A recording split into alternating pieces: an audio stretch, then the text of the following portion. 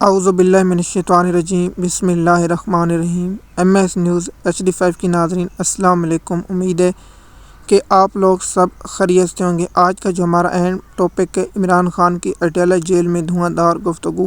آج بہت مبارک رات ہے۔ آج 27 شب لیلۃ القدر ہے۔ پہلے تمام مسلمان بھائیوں کو اس دن کی بہت بہت مبارک ہو، اور کل جو الوداع جمعہ ہے اس کی بھی آپ لوگوں کو بہت بہت مبارک ہو۔ اللہ پاک سب مسلمان بھائیوں کی آسانی فرمائے، اور تمام بھائیوں اور مسلمانوں کی اللہ پاک سے دعا ہے کہ اللہ پاک ان کی مدد کرے۔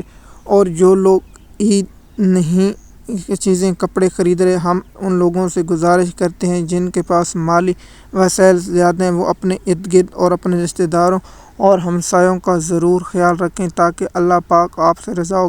اللہ کی رضا حاصل کرنے کے لیے آپ یہ ہرگز نہ کریں کہ آپ ان کی تصویریں لیں اور سوشل میڈیا پر ڈالیں۔ یہ ہرگز آپ مثال کے طور پر ایک آگ جل رہی ہو، کیا اس آگ میں آپ اپنا ہاتھ ڈالنا چاہیں گے یا نہیں؟ اس لیے میں آپ کو یہ مثال اس لیے دے رہا ہوں تاکہ آپ لوگوں کو کوئی مدد کریں تو آپ کی یہ مدد کسی کو معلوم ہی نہ ہو، آپ نے اجر اللہ سے لینا ہے یا دنیا سے لینا ہے۔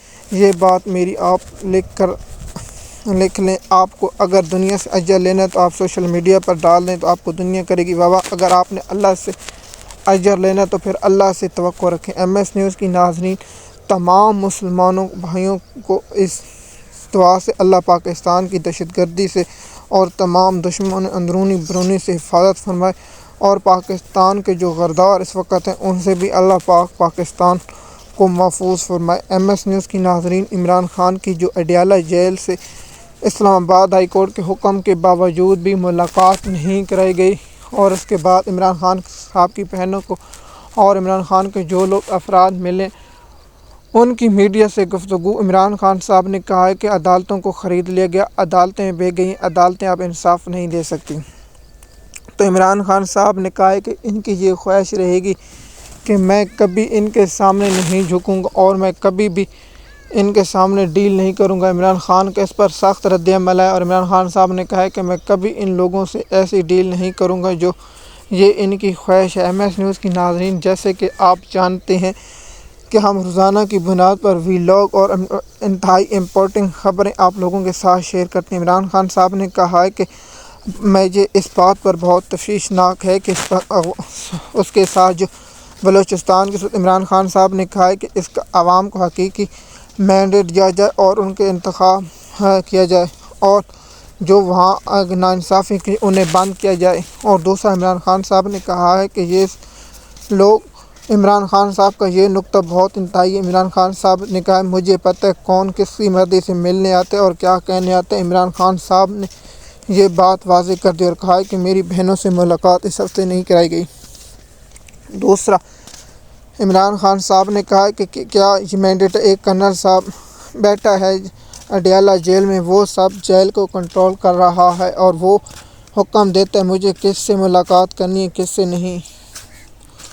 اور عمران خان صاحب نے کہا ہے کہ افغانستان سے مذاکرات کی جنگ حل نہیں، اگر کتنی جلدی سمجھ آئے انہیں عقل آ جائے تو ٹھیک ہے۔ دیکھیے، پہلے یہ لوگ جو میں نے ویلاگ افغانستان اور امریکہ اور طالبان کی جو انتظامیہ کا ویلاگ بنایا ہے وہ آپ لوگ اس سے سن سکتے ہیں، اور اس سے بعد یہ ویلاگ سنیں تو آپ کو اس کی مزید سمجھ آئے گی۔ اور دیکھیے، عمران خان صاحب جیل میں مضبوطی سے کھڑا ہے اور ٹوٹ نہیں، جس طرح میں نے اس سے پہلے ویلاگ میں بتایا کہ پیپل پارٹی کے رہنما اور دیگر لوگ اس بات کی اب گواہی دینے لگے کہ عمران خان صاحب سے نہیں۔ قمر زمین کیرا نے کہا ہے کہ عمران PTI پاکستانی قومی جماعت ہے، اسے باہر رکھ کر کیا پیغام جائے گا کہ ہم تقسیم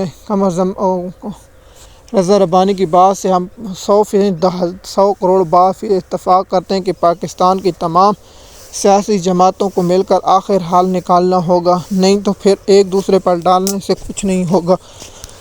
MS نیوز کی ناظرین، عمران خان کا جو اڈیالہ جیل میں آج ملاقات، کیا میں جس وقت ویڈیو ریکارڈ کروں کیا عمران خان صاحب کی فیملی کو آج ملاقات یا وکیلوں کو ملاقات کرے گی؟ کیونکہ 2 دن کی بحالی، میں اس بات سے اتفاق کرتا ہوں کہ جج صاحب جو بھی آرڈر دیں ان پر عمل نہیں ہوگا، کیونکہ جج صاحب جو لائے گئے ان کے حکم پر عمل کرے گا۔ یا دوسرا، عمران خان صاحب کے جو پاکستان کے عدالتوں کی ناانصافی اور سب پر بات کی ہے، لیکن جو اہم پوائنٹ تھے وہ میں نے آپ لوگوں کے ساتھ شیئر کر دی۔